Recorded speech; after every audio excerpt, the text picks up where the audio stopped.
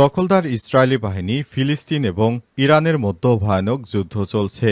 আর এই মুহূর্তে আমাদের হাতে এসছে যুদ্ধের ভয়ঙ্কর কিছু গুরুত্বপূর্ণ আপডেট সংবাদ। প্রথমেই জানাবো মার্কিন ও ইসরায়েলি লক্ষ্যবস্তুতে 4 দফা হামলা ইয়েমেনের সশস্ত্র বাহিনী সোমবার এক বিবৃতিতে জানিয়েছে তারা ইসরায়েল এবং যুক্তরাষ্ট্রের বিভিন্ন সামরিক স্থাপনায় 4টি পৃথক হামলা চালিয়েছে। এবার দখলদার ইসরায়েলি বাহিনী এবং আমেরিকা এখন হুতি বাহিনীর ভয়ে মধ্যপ্রাচ্য থেকে দলে দলে পালাতে শুরু করেছে।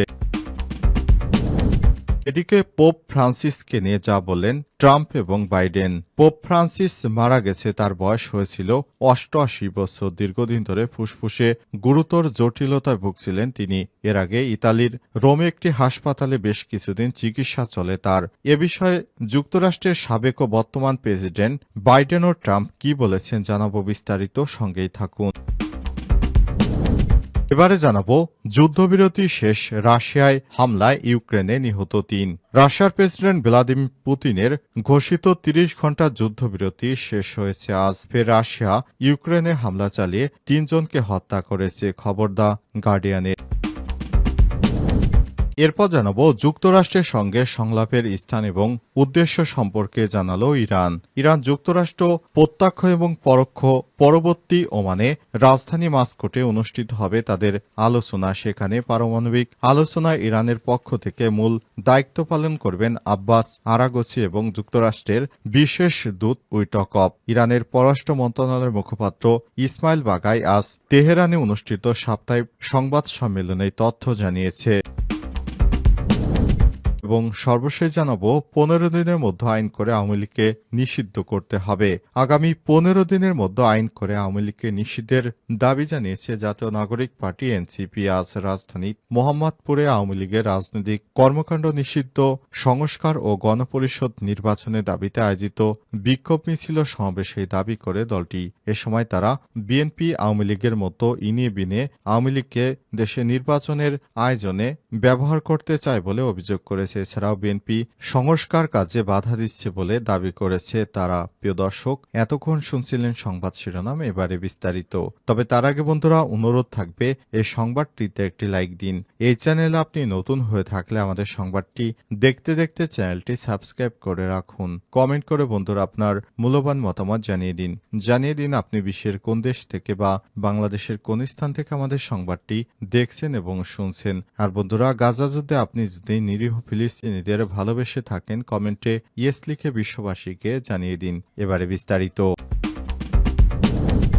মার্কিন এবং ইসরায়েলি লক্ষ্যবস্তুতে 4 দফা হামলা ইয়েমেনের সশস্ত্র বাহিনী সোমবার এক বিবৃতিতে জানিয়েছে তারা ইসরায়েল ও যুক্তরাষ্ট্রের বিভিন্ন সামরিক স্থাপনায় 4টি পৃথক হামলা চালিয়েছে। এই হামলাগুলো মূলত আঞ্চলিক উত্তেজনার প্রেক্ষাপট এবং ইয়েমেনের সাম্প্রতিক মার্কিন বিমান হামলার প্রতিক্রিয়ায় চালানো হয়েছে। বিবৃতিতে আরও বলা হয়েছে হাইফা এবং সামাদ-1 ড্রোন ব্যবহার করে ইসরায়েলের বিভিন্ন স্থানে তারা হামলা চালিয়েছে। দখলদার ইসরায়েলি বাহিনীকে শিক্ষা দিতেই হুতি যোদ্ধারা এই হামলা চালিয়েছে। ইয়েমেনি সশস্ত্র বাহিনীর মুখপাত্র ইয়াহিয়া সারি জানান, মার্কিন আগ্রাসন এবং সাম্প্রতিক সময়ে প্রাণঘাতী বিমান হামলা জবাবে ইয়েমেন লোহিত সাগর এবং আরব সাগরে 2টি বড় ধরনের সামরিক অভিযান চালিয়েছে। এই অভিযানে ইউএস হ্যারি ট্রুম্যান নামের একটি মার্কিন বিমানবাহী রণতরী এবং এর সঙ্গে থাকা যুদ্ধজাহাজগুলোকে লক্ষ্য করে 2টি ক্রুজ ক্ষেপণাস্ত্র এবং 2টি ড্রোন ব্যবহার করে হামলা চালানো হয় বলে বিজ্ঞপ্তিতে জানানো হয়েছে।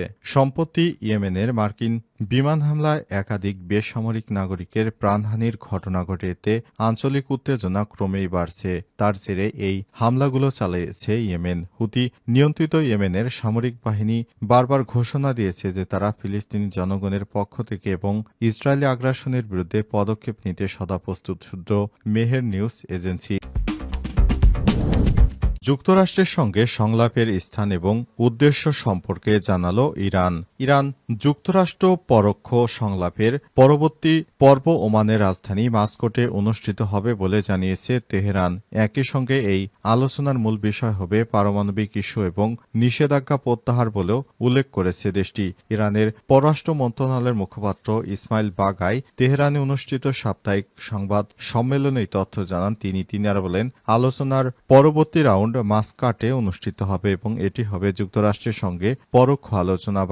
বাগায়ের ভাষায় এই আলোচনার উদ্দেশ্য হল পারমাণবিক কর্মসূচি এবং নিষেধাজ্ঞা তুলে নেওয়া। আমরা বিশ্বাস করি এটাই বাস্তবতা যে দমনমূলক নিষেধাজ্ঞা কোনো ভিত্তি নেই। পারমাণবিক কর্মসূচি প্রসঙ্গে তিনি বলেছেন, ইরান শান্তিপূর্ণ পারমাণবিক উদ্দেশ্য নিয়ে উদ্বেগের কোনো কারণ নেই। তবুও এ নিয়ে বিগত কয়েক দশকে যেসব নিষেধাজ্ঞা আরোপ করা হয়েছে সেগুলো অবৈধ এবং অন্যায্য ও নিষ্ঠুর। ইরানি পররাষ্ট্র মন্ত্রণালয়ের মুখপাত্র জানান, এই দুই দেশের একটি বিশেষজ্ঞ পর্যায়ের কারিগরি বৈঠক মাস্কোটে অনুষ্ঠিত হবে। উচ্চ পর্যায়ের এই বৈঠকটি উইটকপ ও আরাগোসির মধ্যে অনুষ্ঠিত হবে। তিনি আরো বলেন, মাস্কোটে যে বিশেষজ্ঞ পর্যায়ের বৈঠকটি হবে সেটিতে উভয় পক্ষেরই অবস্থান বিস্তারিতভাবে আলোচনা হবে। এদিকে রিয়াদ অর্থাৎ সৌদি আরবের ভূমিকা সম্পর্কে প্রশ্নের উত্তরে বাগাই বলেছেন, আমার প্রতিবেশী দেশগুলোর সঙ্গে সম্পর্ক উদ্ভাবনামূলক নীতির উপর ভিত্তি করে গঠিত। আমরা আঞ্চলিক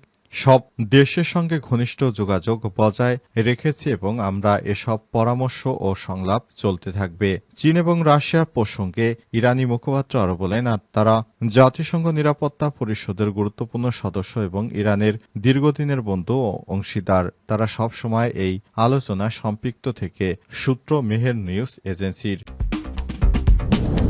পোপ ফ্রান্সিসকে নিয়ে যা বললেন ট্রাম্প এবং বাইডেন। পোপ ফ্রান্সিস মারা গেছে, তার বয়স হয়েছিল 88 বছর। দীর্ঘদিন ধরে ফুসফুসে গুরুতর জটিলতায় ভুগছিলেন তিনি। এর আগে ইতালির রোমে একটি হাসপাতালে বেশ কিছুদিন চিকিৎসা চলেছে তার। ট্রুথ সোশ্যালে পোপকে নিয়ে একটি পোস্ট দিয়েছেন মার্কিন প্রেসিডেন্ট ডোনাল্ড ট্রাম্প। তিনি লিখেছেন, শান্তিতে থাকুন পোপ ফ্রান্সিস। ঈশ্বর তার এবং যারা তাকে ভালোবাসেন তাদের সকলের মঙ্গল কামনা করুন। ভ্যাটিকান জানিয়েছে, আজ স্থানীয় সময় ভ্যাটিকানে নিজ বাসভবনে কাসা সান্তা মার্তায় মারা যান তিনি। নিউমোনিয়ায় আক্রান্ত পোপ ফ্রান্সিসকে এবছর 14 ফেব্রুয়ারি হাসপাতালে ভর্তি করা হয়েছিল। পরে বেশ কয়েকবার তার শারীরিক অবস্থা বেশ গুরুতর পর্যায়ে চলে যায়। ভ্যাটিকান জানিয়েছে, শ্বাস-প্রশ্বাস সংক্রান্ত জটিলতার কারণে পোপ ফ্রান্সিসকে ভেন্টিলেশনে রাখা হয়েছিল। কয়েকদিন আগে হাসপাতাল থেকে বাড়ি ফেরেন পোপ। সাবেক মার্কিন প্রেসিডেন্ট জো বাইডেন ও পোপকে নিয়ে শোক প্রকাশ করেছেন। তিনি তার